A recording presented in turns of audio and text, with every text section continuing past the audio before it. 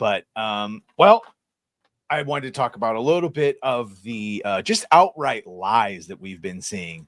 And that is shit like this. Superman soars, all the language and phrasing. James Gunn's Superman is now the highest grossing solo Superman movie at the domestic box office, passing Man of Steel. Well, first and foremost, no, it's not yet, but they're projecting it to. But you see here, James Gunn's Superman performing worse than Zack Snyder's Man of Steel at the box office. And you get into the details of it.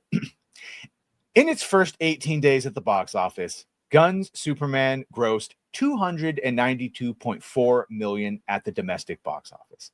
In comparison, Snyder's Man of Steel did $251.6 million.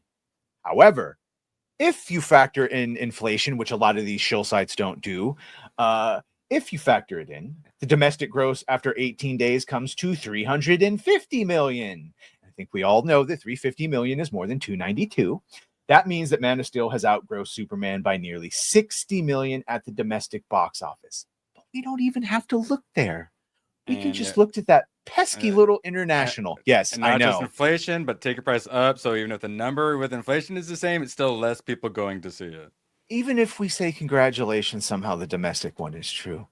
Man of Steel made 160 million plus more at the international. So what is this flexing? What is this flexing? Superman box office hasn't passed Man of Steel and likely won't ever. That's just the unfortunate reality. So if the whole thing was to say that you were going to beat Man of Steel and blah, blah, blah, you failed. Now, you might have a victory against Fantastic Four, but okay, even if we get rid of that, the whole thing is, well, it wasn't a flop. It was a win.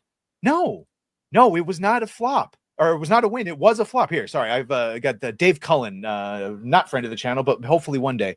He says it real nicely. We've explained this before, but he says it very nice and succinctly.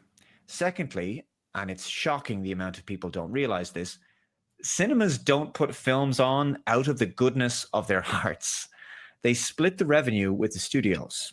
Okay, in the US, studios receive only 50% of the gross. And it's about 30% of the international gross. Okay, that means Warner Brothers has not received $502 million at the box office from Superman. Okay, that's just what the film made. So let's break it down. The film made $289,501,578 domestically and over $213 million internationally. So when you half the domestic take, you get about $144.7 million. And 1/3 of the international take is about $71 million. So that's about $216 million. So that film has not quite pulled back its production costs. So the film needs also to recoup the marketing costs, as I've mentioned, and that's a further $100 million. And obviously, because of how revenue is split between theaters and studios, the film needs to make a further $200 million in order to recoup that $100 million in marketing costs. This is the reason people said, quite rightly, that Superman needed to make $700 million in order to just break even. That was your guys' bet. Which I'm going to lose. Correct. Short of a miracle coming down, I'm going to lose. The one thing James Gunn needs to do is just make sure that his movie breaks even. Yeah, you can't even do that, idiot. Good luck with your franchise. And critical reception is also split, unfortunately. And then there's just another thing that we have to acknowledge that is different than the MCU, and that is DC and DC fans.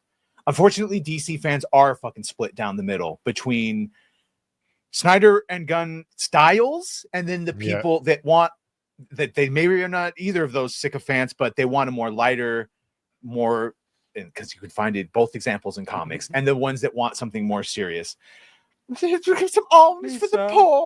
So you're just getting a third of the audience. So you're already getting a divided audience of a divided audience of a burnt out divided audience. And the ones that remain are the fucking super monkey on keyboard passionate ones that one way or another will you know. So it's very hard to suss out true support. Very hard to suss out true support. Well, and I don't know if you have the article or not, but like there's an insider that came out on Cosmic News saying that the budgets for both Fantastic Four and Superman were 350 million plus. Yeah, it was in that one that we showed Yeah. where he said it's not going Yeah. to make more and it never will. But again, a those are the insiders that time. are essentially trying to negate the Idaho tax documents. Yeah.